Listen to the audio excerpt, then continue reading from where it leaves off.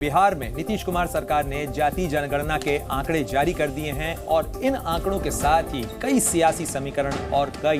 पार्टियों की जो सियासी रणनीतियां हैं, राजनीतिक रणनीतियां हैं, वो बदल सकती हैं, क्योंकि बिहार की नीतीश कुमार सरकार ने जो बड़ा दांव चला है और जाति जनगणना के रिपोर्ट जारी की है, उसके मुताबिक बिहार में करीब 36% अत्यंत पिछड़ा वर्ग के लोग हैं, 27% पिछड़ा वर्ग में आते हैं, 19% से ज्यादा की आबादी अनुसूचित जाति की है और 1.68% अनुसूचित जनजाति की जनसंख्या बताई जा रही है। तो ये जाति जनगणना के समीकरण हैं जो बिहार की जाति जनगणना रिपोर्ट के साथ ही सामने रखे गए हैं और जाहिर तौर पर इससे इंडिया गठबंधन और उसके प्रमुख घटक दल के तौर पर नीतीश कुमार के तरफ से ये बड़ा दाव चला गया है और जो महागठबंधन की सरकार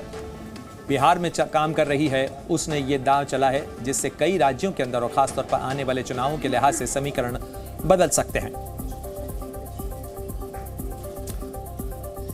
तो आपको ग्राफिक्स के जरिए समझा दें कि दरअसल बिहार में जाति का गणित क्या निकल कर आया है। देखिए, यादव 14% हैं, ब्राह्मण 3.65%, राजपूत आबादी 3.45% की है, मुसहर जो कि अति पिछड़ा वर्ग में आते हैं उनकी 3% की आबादी है, भूमिहार 2.86%, कुर्मी 2.81%, मल्लाह 2.6%, बनिया 2.3% और नोनिया 1.9%। तो ये पूरा जो समीकरण है ये बिहार में जाति जनगणना का है। और देखिए, ये ग्राफिक्स हमने विधानसभा की तस्वीर के साथ इसलिए भी बताया है क्योंकि ये सत्ता का समीकरण भी तय करने जा रहा है। बिहार में जिस तरीके का प्रयोग नीतीश कुमार सरकार ने किया है इस जाति जनगणना के साथ, ये बहुत सारे राजनीतिक समीकरण भी बदलने जा रहा है।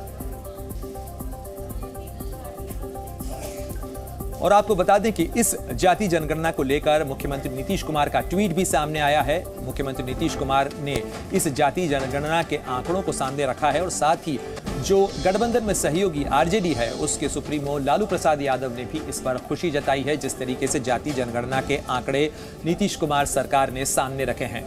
बता दें आपको कि जेडीयू और आरजेडी की सरकार की तरफ से नीतीश कुमार ने ये जो ट्वीट किया है उसमें कहा गया है कि आज गांधी जयंती के शुभ अवसर पर बिहार में कराई गई जाति जनगणना के आंकड़े प्रकाशित किए गए हैं ताकि जाति आधारित गणना के कार्य में लगी हुई पूरी बिहार की टीम को बहुत बहुत बधाई भी उन्होंने दी है।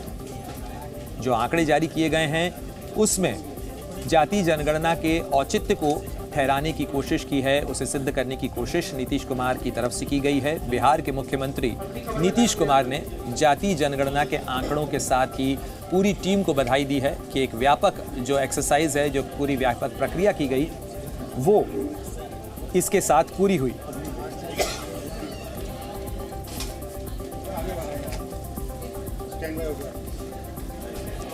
और जहां एक तरफ नीतीश कुमार सरकार अपनी सियासी टीम की पीठ थपथपा रही है जाति जनगणना के आंकड़े जारी करने को लेकर, तो वहीं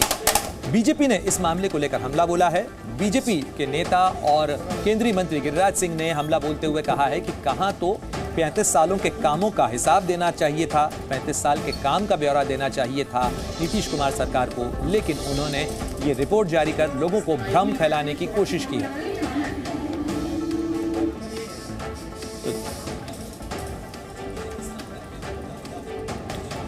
जातिगत जनगणना की रिपोर्ट बिहार सरकार में जारी हुई है, तो इसको कैसे देख रहे हैं?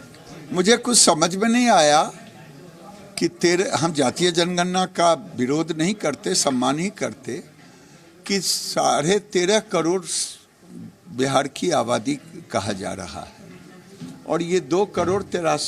परिवार जो बताया जा रहा है। तो ये 2.83 करोड़ परिवार का आकार क्या इन्होंने मान रखा है, 8-10 रखा है, क्या रखा है, ये हमें कुछ समझ में नहीं आता है। दूसरी बात, ये केवल आंख में धूल झोंकने के लिए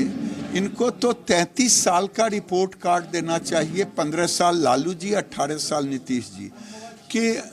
पिछड़ों को कितना दिया, अति पिछड़ों को कितना दिया, दलित को कितना दिया, महादलित को कितना दिया, गरीब को कितना दिया, कौन अमीरी में गया, कौन नौकरी पाया। ये जॉब कार्ड इनको जारी करनी चाहिए थी इसके साथ साथ, लेकिन समाज में भ्रम पैदा करने के लिए ये फेक परिवार का गणना किया है, मुझे तो यही लगता है। Z News.